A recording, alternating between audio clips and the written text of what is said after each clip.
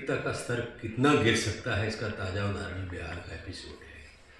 वो राजनीतिक पार्टी, वो प्रधानमंत्री, वो गृह मंत्री जो कहते हैं कि भारतीय जनता पार्टी से बड़ी नैतिकता के ऊपर आधारित राजनीतिक पार्टी कोई दूसरी नहीं है। आज उस पार्टी ने, जिसके नेता ने बार बार ये कहा कि भारतीय जनता पार्टी के दरवाजे जनता दल यूनाइटेड के लिए हमेशा के लिए बंद हो चुके हैं। कितनी बार ये नीतीश कुमार मुख्यमंत्री बनने के लिए मुख्यमंत्री पद से त्यागपत्र देते हैं, अपने आप में एक रिकॉर्ड है।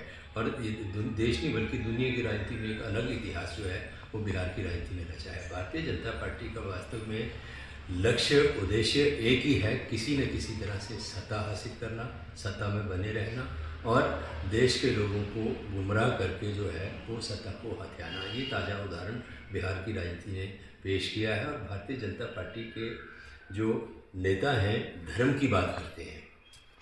अब धर्म की परिभाषा क्या है? भाजपा के एंगल से अगर देखें तो धर्म की परिभाषा हिंदू, मुस्लिम, सिख, ईसाई, इसी को वो धर्म समझते हैं, इसी को धर्म के नाम पे प्रचारित करते हैं। वास्तव में बेईमानी करना, झूठ बोलना, छल करना, कपट करना, अन्याय करना, भ्रष्टाचार करना, भेदभाव करना, ये सारी चीज़ें अधर्म की परिभाषा में आती हैं। और ये सारे काम भारतीय जनता पार्टी और उसके नेता जो हैं उनको बड़ी शान शौकत के साथ जो है वो अंजाम देने का काम देश की राजनीति के अंदर कर रहे हैं। आज देश की राजनीति दो विचारधाराओं के ऊपर आधारित होकर चल रही है। एक विचारधारा है धर्म के नाम पर देश को बांटने की, जाति के नाम पर देश को बांटने की और देश के अंदर नफरत का माहौल पैदा करने की। आज महात्मा गांधी जी की पुण्यतिथि भी है, तो वो शांति दूत थे और शांति दूत को भारतीय जनता पार्टी की विचारधारा के एक व्यक्ति ने जिस तरीके से उनकी हत्या की, वही राजनीति आज देश के अंदर जो है उस विचारधारा के लोग लेके चल रहे हैं। दंडित करेंगे। भगवान राम विष्णु का अवतार है और भगवान राम के नाम का और भगवान राम का जिस तरीके से भाजपा के नेताओं ने राजनीतिक इस्तेमाल करने का प्रयास किया है, निश्चित तौर पर भगवान राम उनको दंडित करेंगे उसके लिए।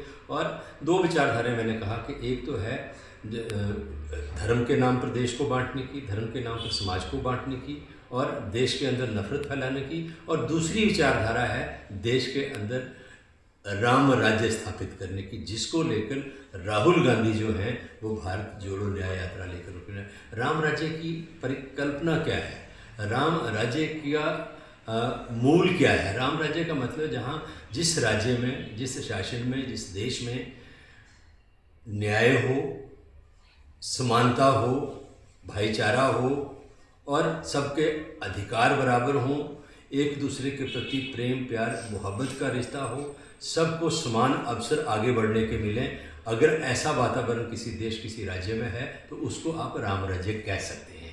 और इसी उद्देश्य को लेकर, इसी लक्ष्य को लेकर राहुल गांधी जो हैं वो पहले उन्होंने भारत जोड़ो यात्रा की, अब भारत जोड़ो न्याय यात्रा का जो सेकंड फेज उनकी यात्रा का है वो चल रहा है। तो एक नेता जो है, एक पार्टी जो है वो देश के अंदर राम राज्य स्थापित कैसे हो उस दिशा में काम कर रही है, और एक राजनीतिक दल जो है वो भगवान राम का राजनीतिक इस्तेमाल करके देश को कैसे बांटा जाए, देश के अंदर जो असली मुद्दे देश के हैं, जो देश को किस तरीके से आगे लेके जाना है, उन मुद्दों से ध्यान हटाकर धर्म का सहारा लेकर प्रभु राम को राजनीतिक तौर पर उनके नाम का इस्तेमाल करके राजनीति करके कैसे सत्ता हासिल की जाए, उस काम में लगी है। तो आज ये दो विचार वाले समय में मैं समझता हूँ कि लोग भगवान राम के नाम के ऊपर राजनीति करने वालों को करारा जवाब देगी, और राम राज्य की स्थापना के लिए जो पार्टी और जो नेता काम देश के अंदर कर रहा है उसको जो है वो तवज्जो देश की जनता देगी।